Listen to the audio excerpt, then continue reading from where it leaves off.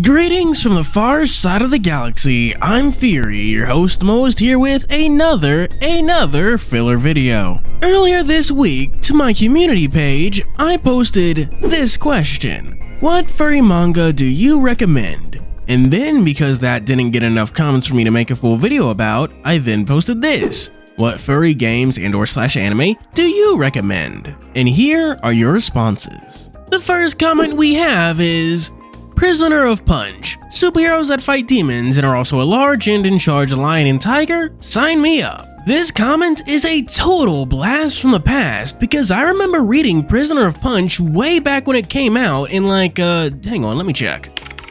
Damn, 2017? Good lord. The only reason I stopped reading it was that I stopped using Tapas, and it's kind of hard to read something when you're not even on the website, but I'm open to giving it a second go. We'll be staying after school for our next comment.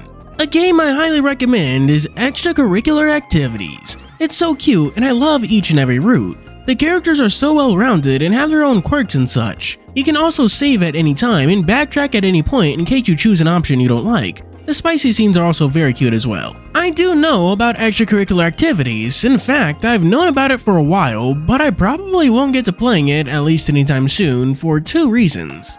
One, while I don't mind visual novels, I don't really like dating sims, so that's a strike against it for me. And two, y'all know how I feel about self-insert protagonists, so that's another strike against it. Extracurricular Activities doesn't even look that bad, it's just not for me. Who do you call when you want a pepperoni? You call the next comment. I highly recommend Samurai Pizza Cats. It's an underrated gem.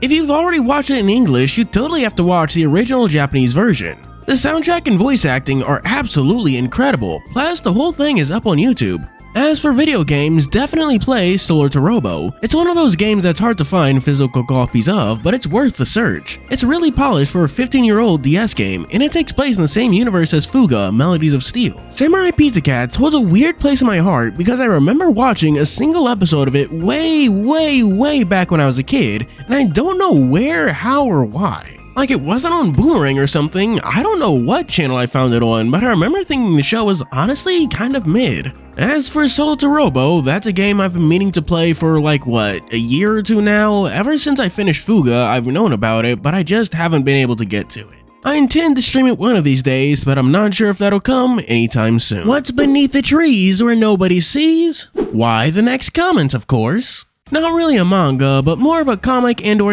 graphic novel. Beneath the Trees Where Nobody Sees by Patrick Horvath is really good. I'm not sure if it was the same person, but this is the second time I've been recommended this. But this is the first time I've been told it's a graphic novel. I thought it was like a regular book or something. Knowing it's like visual and everything makes it much easier to do a video about. And you know what? I just might, because this looks really cool, so keep an eye out for a video about this. Do robots dream of electric sheep, or do they dream of the next comment? Robot Dreams. Despite having no dialogue, it's a beautiful movie on friendship or relationships, however you see it, forming and being torn apart by natural circumstances, wanting to reconnect in any way possible but not being able to. It was beautiful and heartwarming and very emotional to watch. It's a 10 out of 10 movie in my book. It does get a little trippy at points, but they're still amazing nonetheless. I've been recommended this movie a few times, but I still haven't gotten to it. I just really haven't reviewed movies much, so it's just not something I'm experienced with, but it's probably something I should get used to doing for this channel. So I suppose that's another thing I'll add to the list. What lies beyond the Western Deep, you ask? Well, obviously, it's the next comment. Not really a furry manga, but heavily furry-centered. Beyond the Western Deep by Alex Kane and Rachel Benet. It's full of action, death, and even kind of ties into real life if you think deeply about it. The story focuses on the Ermin trying to regain what they lost, their land. They are natives of the land of the Four Kingdoms, and the Canaanites forced them off their land and into the cold northern waste. This story has its main focus characters, Quinlan, Dakin, and Ganosh, and its main enemy General Clovis and his garrison of Deltrada, and finally the Ermin led by Hardin. I have read Beyond the Western Deep, but like many things in my life, it was a while ago. I remember reading it a lot in high school, but then just kind of dropping off. At around the same time, Lackadaisy's comic really slowed down on the updates. But it's good to hear that Beyond the Western Deep is still going strong. I should totally get back into it and probably make a video about it at some point. I'm pretty sure I said this before, but once again, another thing for my list. I think we have the next comment. If webtoons are allowed to be counted, then I Think I Like You is worth giving a read as a nice slice of life interaction of Sky the Bunny Mailman and Leon the Wolf Firefighter. Man, y'all have got to get more creative with these suggestions because this is another thing I've already heard of. Granted, I haven't really read it, but all these webtoons recommendations make me wonder if y'all are open to me covering more of those. Because if there's an audience for it, I'll definitely do it.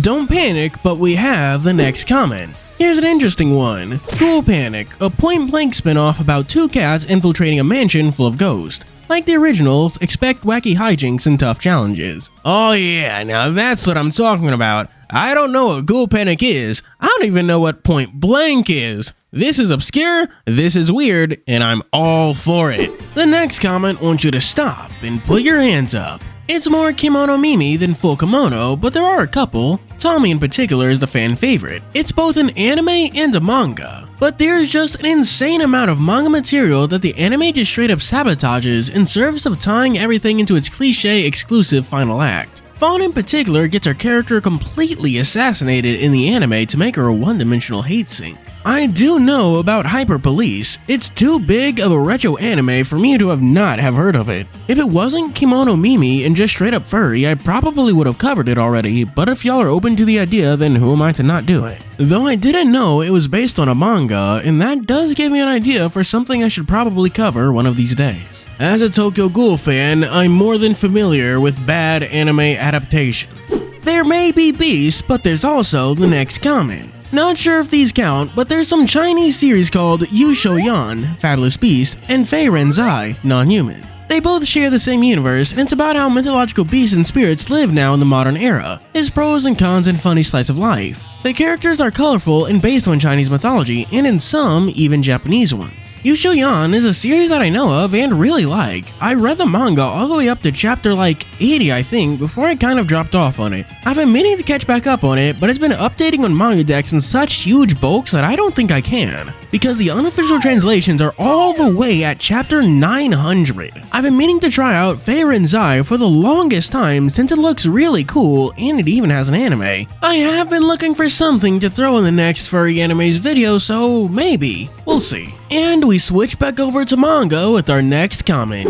Shirokumu Yakuza to Akujiki Hime. Big Bear taking care of little Yakuza girl. It's good. I've seen this manga in passing and probably would have read it if not for one slight, very big problem. It's not finished. It's one, not finished, and not being updated. It doesn't have an official translation, and whatever scanlation group was covering it isn't doing it anymore. So it just kind of feels pointless to read the manga or recommend it. Which is a shame because the art seems nice and the concept is cute as all hell.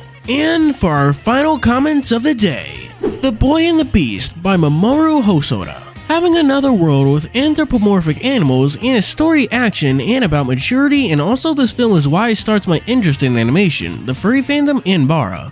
More because having a crush on Kumatetsu. I'm not sure if I've told this story before, but I remember watching this movie about, I want to say 8 years ago? It was in high school when I was in anime club. It was a nice time. I remember thinking the movie was mid, but maybe that was just me being a dumb little kid, so I should give it a rewatch and see if it actually holds up. And that's where we're ending the video for today, but not before I do the Patreon shoutouts. For our 3 stars, we have special thanks to Choran, SkyKing64, 87 Werol, Garen LaFay, Zora Chow, and Marvolna. For 4 stars, we have Miko, the Dancing Summer Cop. And for our Super Duper special 5-star shoutouts, we have first Vanilla Flower, the Summer Monk in Love. Second, Spidey Zack, the Summer Accessorizer. Then the Good Old Days, the Blazing Summer Dragon. Followed by Hodari Lion, the Fighting Summer Hero. Thank you for watching. Do be sure to like and subscribe. As always, this is your host Fuuri signing out.